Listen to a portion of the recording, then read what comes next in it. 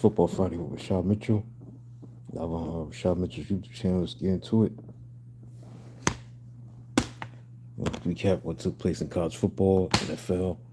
Preview what's going to be taking place this weekend. The college football games. Should be a very interesting weekend in college football.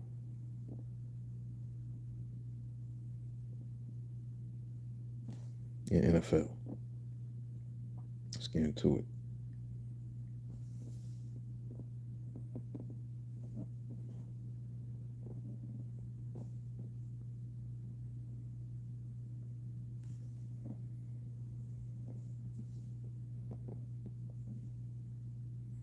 Starting with college football, man. Last week we had like a couple of upsets.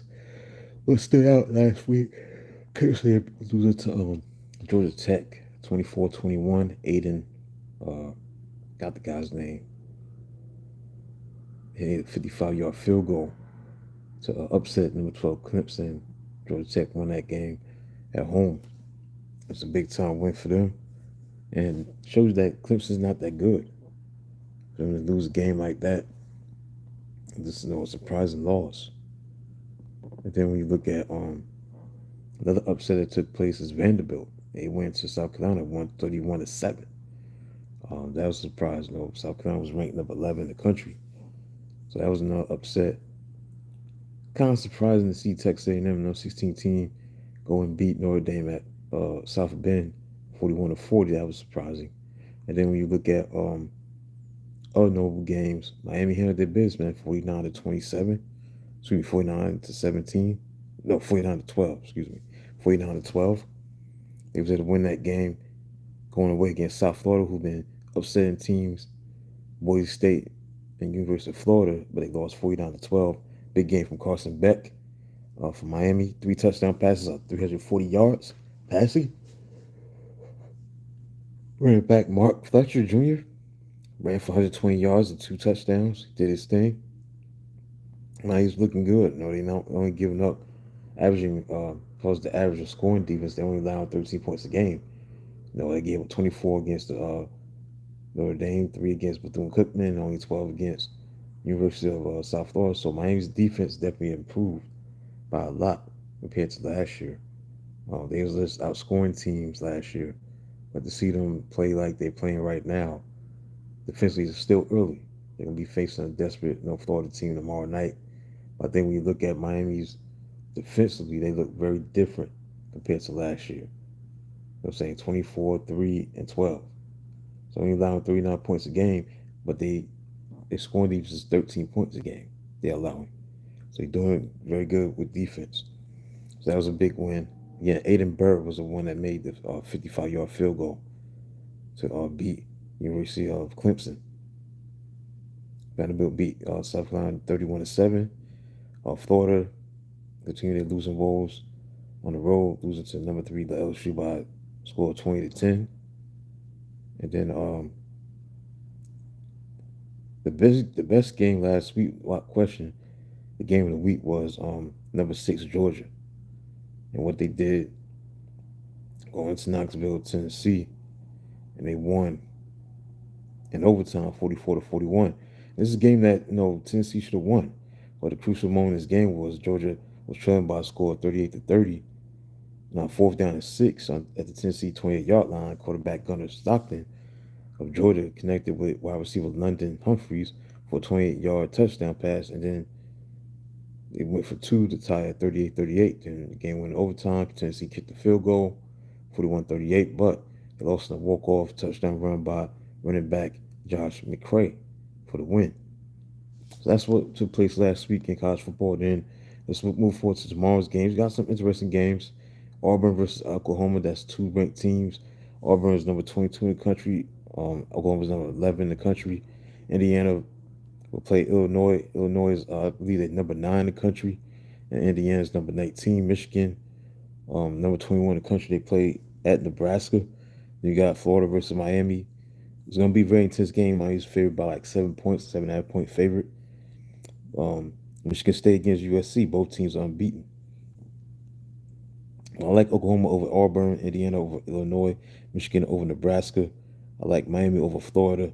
I like USC over Michigan State. Let's get into the National Football League, man. You had a shootout, man, between the Cowboys and the Giants. And the Cowboys won 40-37. This Brandon Arby may be the best kicker in the league, man. 64-yard field goal that he made to tie the game up. And then he makes a 46-yard field goal to win it in overtime. Both quarterbacks played well, Wilson and Prescott. Wilson, superb defeat, 450 yards, 3 touchdown passes, but they came up short. So Dallas, once again, I think that's the ninth straight win against the Giants. And personally, that Prescott, he's beaten the Giants 14 straight times. Last time he lost to the Giants was 9 years ago. That's crazy. So, speaking of former quarterbacks for the Giants, a quarterback for the Giants said, Russell Wilson, how about Daniel Jones? He's playing well for the Colts. He's playing flawless football, 316 yards passing, and 1 touchdown pass. Had big help from Jonathan Taylor of the Colts, one of the best running backs when he's healthy. 165 yards rushing, 25 carries. They won 29-28 against the Broncos. Broncos got a pretty good defense, but Jones played pretty good. The rematch of Super Bowl last year, Eagles and the Chiefs. Eagles won 20-17 on the road. The Chiefs just don't have enough offense. Obviously, they don't have Isaiah Worthy due to injury. Rashid Rice is suspended. Travis Kelce just not the same player he once was. 5 times definitely catching up. And the Eagles they won the game, but it wasn't pretty. They just find whatever it takes to win, kind of way. That's how they do things. The Bengals are 2-0. They beat Jacksonville. That's a big deal because they not used to getting off to great starts, but they did lose Joe Burrow for a long period of time because he hurt his toe. He had a turf toe injury. So Jake Brown still came in, did his thing, and they won the game against Jacksonville 31-27. So let's move on to the games this week. For week 3, Rams versus Eagles, that's a good game. Chargers versus the Broncos, 49ers versus the Cardinals, Lions versus the Ravens. Those are great games right there. I think the Bengals going to beat the Vikings. I think the Rams going to beat the Eagles. I like the Chargers over the Broncos, 49ers over the Cardinals, and I like Ravens over the Lions. That's on Monday night. Ravens and the Lions. Ravens and the Lions. That's a great game. Great game. All right, so let's get deeper into stats that you need to know about these games coming up.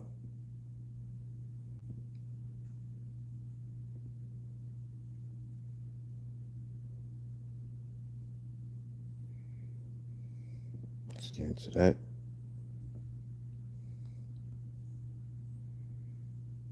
Let's get into the stats you need to know for week 3 games in the NFL.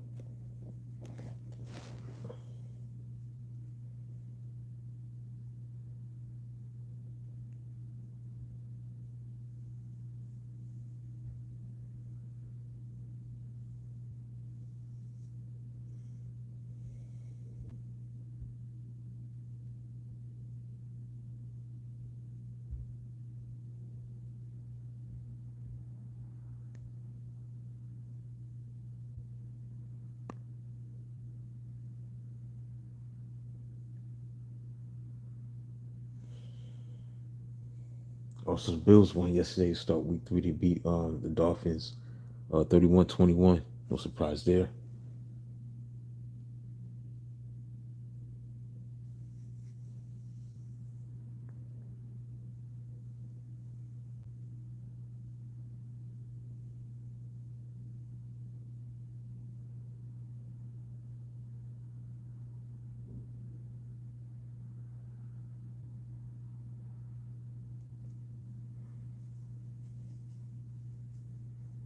Brandon Aubrey, man, gotta be the best kicker, man. He just knows how to make these long field goals. Again, Dak Prescott has beaten the Giants 14 consecutive times since he began in the league. He lost to him as a rookie, but he hasn't lost to the Giants since. He's won 14 straight and 9 straight for the Cowboys over the Giants. Right, let's get into week 3. Things you need to know about these games coming up. And that'll be it for my time on this live feed.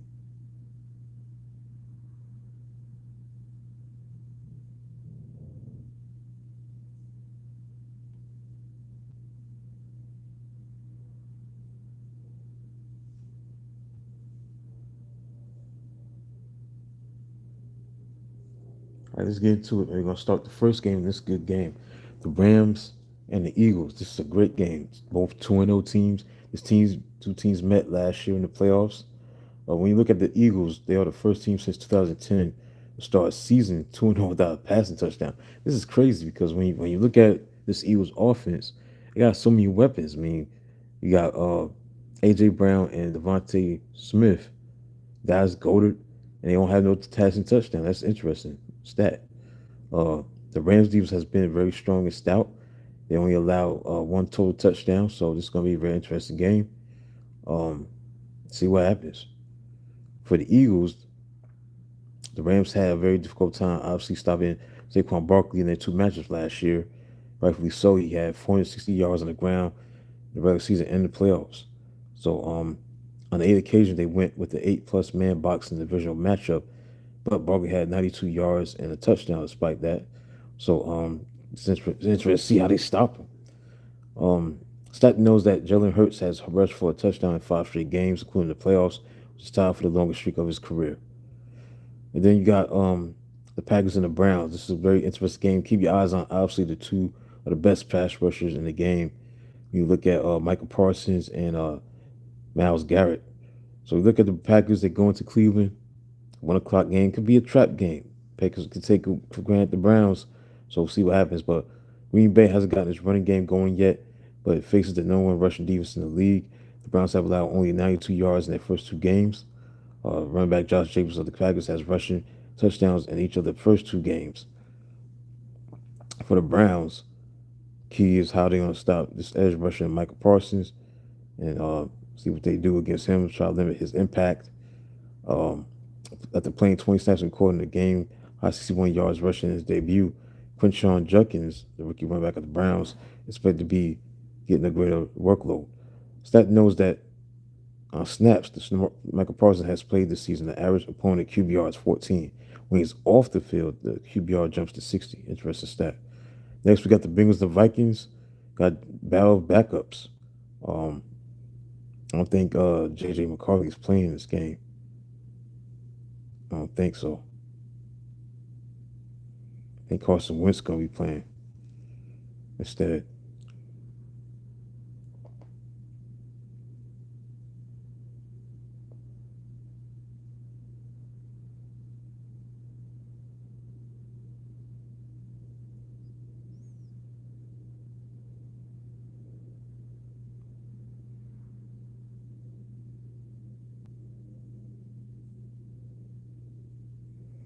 They're like Wentz going to start this Sunday against the Bengals because J.J. McCarthy has no ankle injury, so we'll see if he play or not.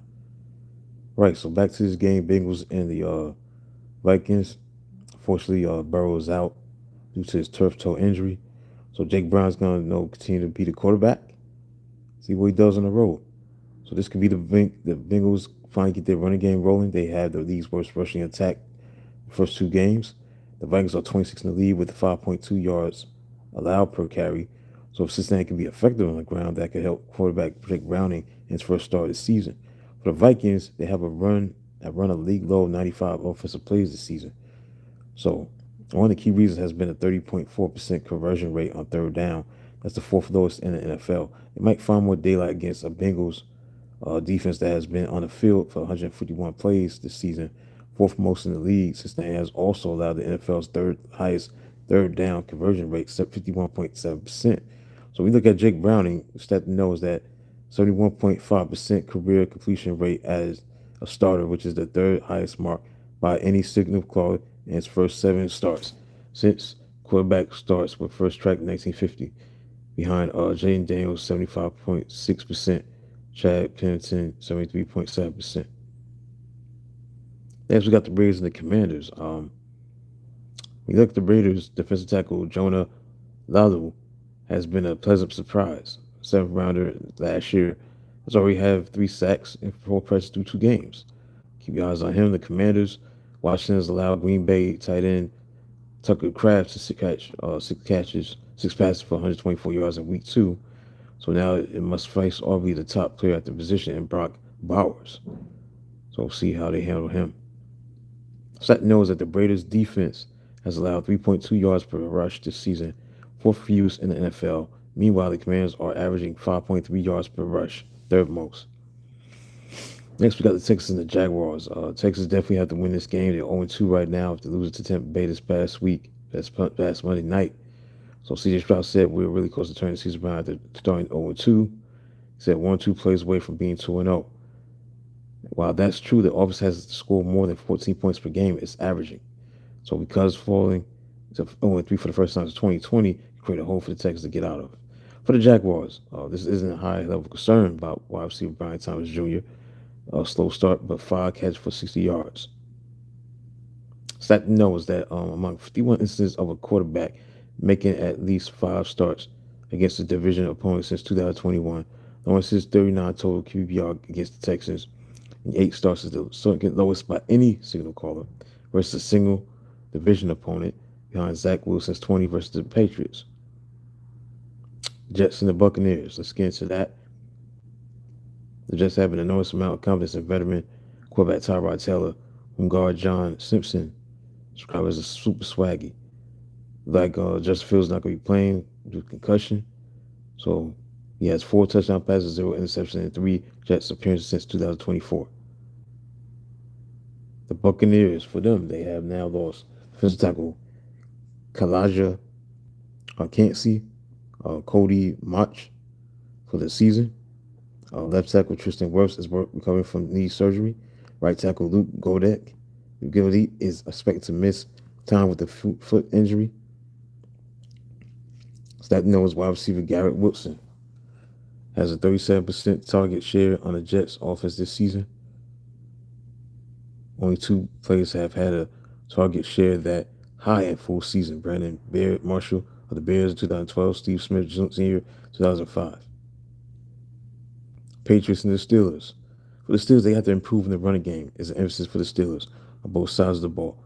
Through 2 games, the offense ranks 30th in the yards per game, 62.5 yards per carry, 3.0. The defense is 28th in rushing yards per game, allowed 149.5, 22nd yards per carry, allowed 4.4. For the Patriots, Christian Gonzalez, the cornerback, missed the first 2 games with a hamstring injury. Keep your eyes on that if you're going to be ready for this week. Side note that the Steelers have allowed 31.5 points per game through the first 2 games of 2025, tied with 2018 for the most allowed through the opening 2 games under coach Mike Tomlin. Colts and the Titans. Colts might be 2-0, but they still rank 30th in defensive pressures, 12, 25th in sacks, and 3. This game might provide an opportunity to get the pass rush going. Tennessee has allowed a league-high 11 sacks, yielded 29 pressures.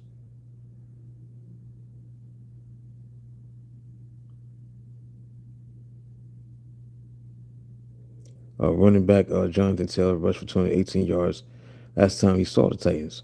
A huge part would depend on defensive tackle Tavondre Sweat's status. He's dealing with the ankle injury that kept him out of last week. With Sweat in the lineup, the Titans' run defense held opponents to 4.2 yards per carry, which would have been 8th fewest, but without him, those numbers bumped to 5.3 yards per carry, worse than the NFL. Now, Indianapolis is the first team in the Super Bowl era with 0 punts through the first 2 games of the season. Wow. No team has gone 3 straight games without a punt. So this offense is playing well again under Daniel Jones. Man, they're playing very well. It's amazing. They haven't punted yet since the season started. They have not punted. Since 1966, 0 punts. They have not punted the football. Falcons and the Panthers, not a great game. For the Falcons had a goal to be top offense in the league this season, but the defense has actually carried them thus far. Atlanta's 29th in the league in success rate in the red zone, 26.1%. Offensive coordinator Zach Robinson acknowledged that it's definitely something we got to get fixed. See what happens with that. Panthers, Bryce Young, RV had the best performance of his career last year against the Falcons, throwing for 252 yards. See what he does against this Atlanta defense that found his groove with 6 sacks against Minnesota. Set knows that Bryce Young threw for career highs in completion, 35 attempts, 55. Passing yards, 328 in week 2. Young has never passed for 300 yards plus in consecutive games. All right, let's get into the 405/425 games, including the nightcap on Sunday night and Monday night. Pretty good game here. Chargers and the Broncos. Chargers trying to go 3-0. Look at the Broncos, man. It will bear watching how effective the Broncos are. They attempt to make quarterback Justin Herbert of the Chargers uncomfortable in the pocket. After a six-sack performance against Titans and rookie Cam Ward, when they went up against the Colts, and the Colts and facing Daniel Jones, they sent five more rushes on 58% of the dropbacks of Daniel Jones. Denver sacked him only once. Jones finished with 316 passing yards. Herbert has faced the fifth highest blitz rate in the league so far, 37%, but he has a 72% completion rate with 5 touchdowns and 0 interceptions. For the Chargers swept Denver the last two matchups last season, but this time they will have to be without edge rusher Khalil Mack. He's on the injured reserve.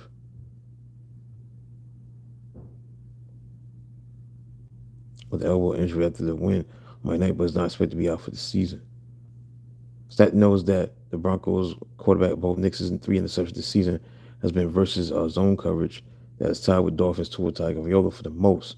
Chargers have played zone coverage on 66% of opponent dropbacks, sixth highest this season. Next, we got the Seahawks and the Saints. Saints Spencer Rattler, the quarterback of the Saints, is coming off the best of his career, best game of his career. Threw 3 touchdown passes, but is still searching for his first win. 0-3 as a starter. The Seahawks are home favorites, but they don't need any reminders about the dangers of a letdown game. Because last October they lost 29-20 to the Giants team, also came to Lumen Field as a 7.5-point underdogs. Sutton knows that Seahawks wide receiver Jackson Smith-Njigba is seeking to become the first player in franchise history with 3 straight 100-plus receiving yards to begin a season. You got a good game here. Cardinals and the 49ers. Both teams are unbeaten, 2-0.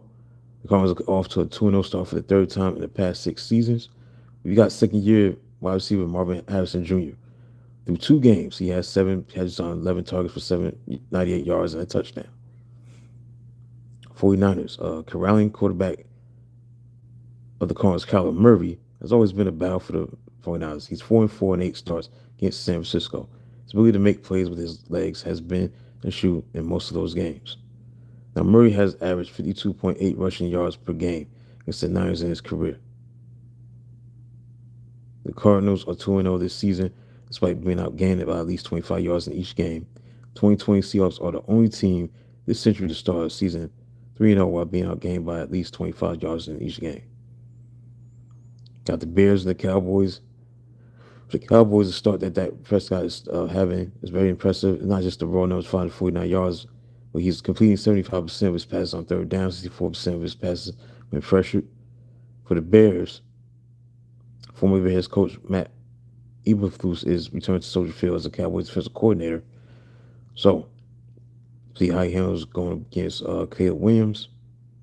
Stat knows that Prescott is seeking his 18th game and second straight 350 passing yards and 2 touchdown throws. If he achieves this feat, Prescott will pass Tom Brady for second most in the NFL since 2016, behind Patrick Mahomes, 21. Then you got the nightcapper, 2 winless teams trying to get a win. Giants and the Chiefs. For the Chiefs, one key factor for the Chiefs, Kansas City Chiefs will be taking the ball away. They haven't done that at all this season. Chris Jones, defensive tackle, said turnovers affect the game. It can completely change the game. That's what he said. See what they do against the Giants' offense. For the Giants, just because the Chiefs are 0-2 doesn't mean the Giants look at them any differently than a Super Bowl contender. Defensive lineman, defector Lawrence II chuckled at the idea that they have slipped, knowing Kansas City still has most of its core players and the best of the best in Mahomes. The Chiefs are still among the league's best teams despite their record, according to Lawrence. That just don't disappear. That just don't disappear, he said. Stat knows that with the passing and rushing touchdown in both games, Patrick Mahomes is looking to become the third quarterback in NFL history to record a touchdown run and pass in the first 3 games of a season. He joined Jack Kemp, 1965, Kyler Murray, 2020. Then we got a great game. This is maybe the best game of the week. Detroit Lions travels to Baltimore to play the Baltimore Ravens. Those teams are 1-1. For the Lions, although it was 2 seasons ago, the Lions haven't forgotten about their last meeting in Baltimore. They lost 38-6 in 2023. And Dan Campbell, the coach of the Lions, said, "You don't forget those things because we didn't give ourselves a chance." Coming off a dominant win, Detroit is preparing to match that physical nature against the Ravens, but feels more prepared this time around. For the Ravens, quarterback Lamar Jackson doesn't like to talk about his remarkable record against the NFC because it could jinx it. Yeah, Lamar Jackson is 24-2 against the NFC conference. That was the best mark by any starting quarterback in interconference games since the AFC and NFC were created in 1970. He's 2-0 against the Lions, totaling 5 touchdowns and 1 interception. His dominance over the NFC shows that it's difficult to beat Jackson and his unpredictable playing style when you don't face him regularly. Sack knows that over the first 2 games of the season, Jackson and Lions quarterback Jared Goff are tied for the most touchdown passes, and it felt like 6 each. Like I said, that's it for tonight.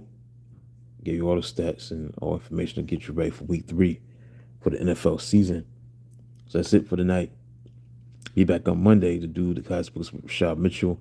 Get into 2 Timothy chapter 4. Be done with that, and then continue with chapter 2 of NFL 1970 book excerpts. So that's it for tonight. Subscribe, continue to support the channel. Appreciate it. Till then, talk to you on Monday.